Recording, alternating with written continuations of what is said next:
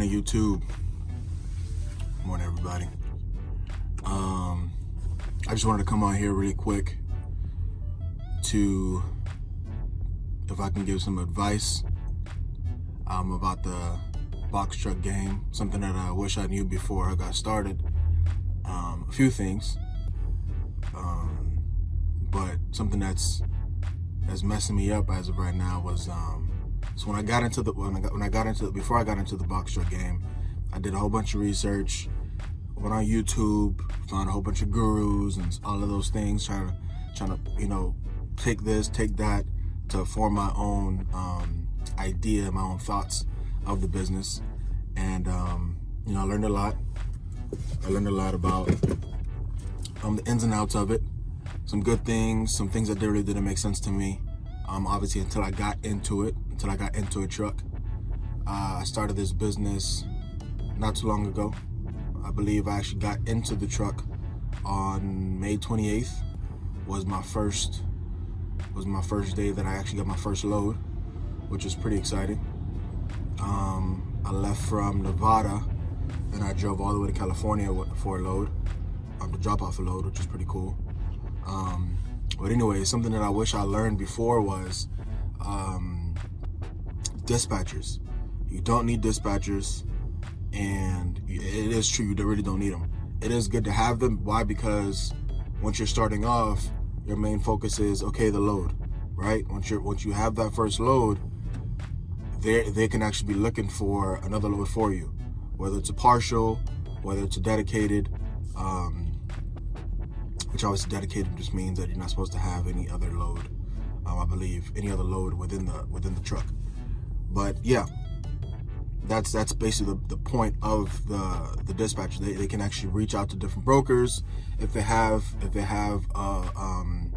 relationships with other brokers. Obviously, it'll be better for you because you'll be getting those loads instead of it being posted on the load boards, things of that nature. But what I did was, whatever dispatcher hit me up, hey, we're doing business. You whatever, and if I find that whatever load I deem as the best load within those options, I'm gonna take it. In my mind, that just makes sense. Why would I put all my money on my eggs in one basket when there's so many different options out there? So I'm gonna just get, hey, whatever dispatcher hits me up, and whoever gives me the best load, I'm going with it. So where I messed up at was, since, for example, since I have a new authority, my best option to find loads is to go through a company called TQL, which stands for Total Quality Logistics. I believe that's what it stands for. Anyways, and you obviously once you start in this business, you have to go ahead and send something called a carrier packet, which means you're sending your information to this company so they kind of obviously know who you are, which is your W-9, your tax statement, your letter, your authority letter of approval saying that you're able to drive and carry loads legally, and some other information that's within that carrier packet. So in the process of me sending it to them, they asked for some more information about my insurance, stuff like that, and it took some time for them to process it. So in the time of them processing my account, dispatchers are just calling them left to right about with my authority, trying to get me a load. So I was told by someone from TQL that doesn't look good. It's messing me up. And so from there, I told, hey, all the dispatchers, stop, chill out, stop calling TQL. They're trying to approve my account, and y'all not helping. So I think there was a day that I called TQL to see what my status was, and they told me that I was good. I was good to go. I could book loads, and I was excited. I was like, yo, let's go, let's do this. I believe that same day, I had a dispatcher reach out to him to try to book me a load that they found online, within the load board, one of these load boards, and the representative communicated to that specific dispatchers saying that they can't work with me at the moment, which I'm confused now because I was just told by our representative that I was good to go. So I called TQL back trying to see what's going on, and they told me that my account has, they didn't say it's been banned, but they said they made a business decision not to work with me. I don't have anything, not legal. All my paperwork is there. Everything was documented. So the only conclusion that I can come up with is the fact that I had so many dispatchers trying to obviously register my account or try to send my carrier packet to them consistently to try to get me a load. That messed me up. So what I would recommend is get your TQO set up first, get that out the way, get approved, get the green light 100%, get that email saying that you're good to go, you're kind of set up, and then after that, try to get maybe at least 2 dispatchers. Don't get whatever dispatcher comes to you. And but that's one side of it.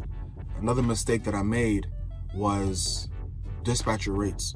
So once again, the fact that I'm a new authority, I thought in my mind that, hey, I know that 10% is that's the max dispatcher should be charging you.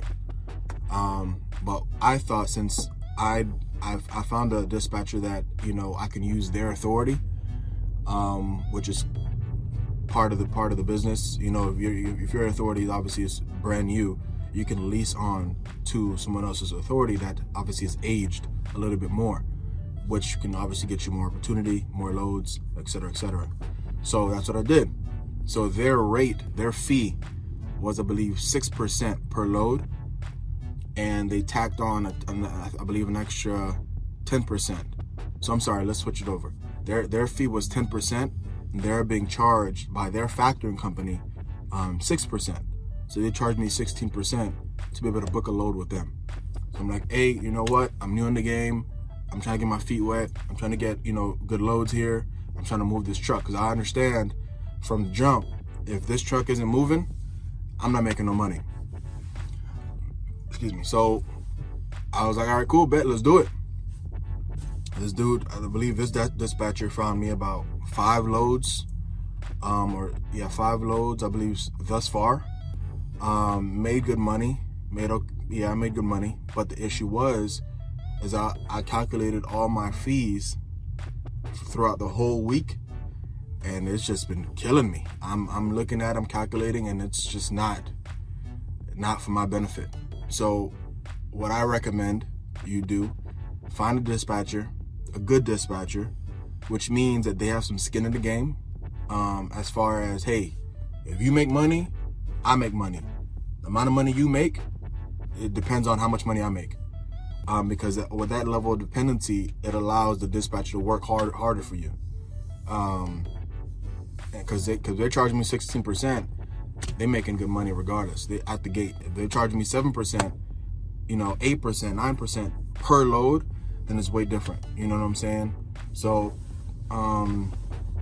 yeah, there's so many new things that I'm learning about this business. It is a very, very good business to get into. I would highly recommend it. There's just some things I wish I knew beforehand. One more thing, and I'll end the video right here. Amazon. I thought when you first start in the game, there's a few companies that would work within your authority. Amazon, I thought, would be one of them. I was wrong. So Amazon, you have to wait at least 180 days to work with them, which means you have to wait 6 months for your authority to be active. You have to wait, it has to be active for about 180 days, 6 months for you to work with Amazon. And in my mind, that kind of doesn't make any sense, just because to even complete the sign up process, because you can obviously wait the 6 months and then sign up with them, fine. But I didn't know you had to wait 6 months, at all. So what I did was I got the insurance qualification, the requirements for the insurance, which means like I increased this, I increased that, just to make sure I'm able to drive for Amazon. And then I went to try to go and sign up. Sign up went smoothly, no issues there. And at the end of it, I'm waiting for, to get to the load board to try to book some loads. And they tell me, yeah, you can't drive with us until your authority reaches 180 days. I'm just like, what the heck was the point of me trying to, add all of these insurance coverages and get this limit, get that limit, get, all these extra things that I obviously didn't need at the moment. So obviously once I found that out, called my my insurance guy. Take all that crap off. There's no point in me having this at this moment. He understood. He was very easy. He understood very quickly, and he went to make moves as far as taking those things off. But yeah, Amazon 180 days. Yeah, I wish I knew that beforehand. But there's so many things. If anything, if y'all like the video, if y'all like what I'm talking about, the content, I would love to go ahead and talk to y'all more. Y'all know the drill. The like, subscribe thing, the whole bell thing. Yeah, we'll talk soon.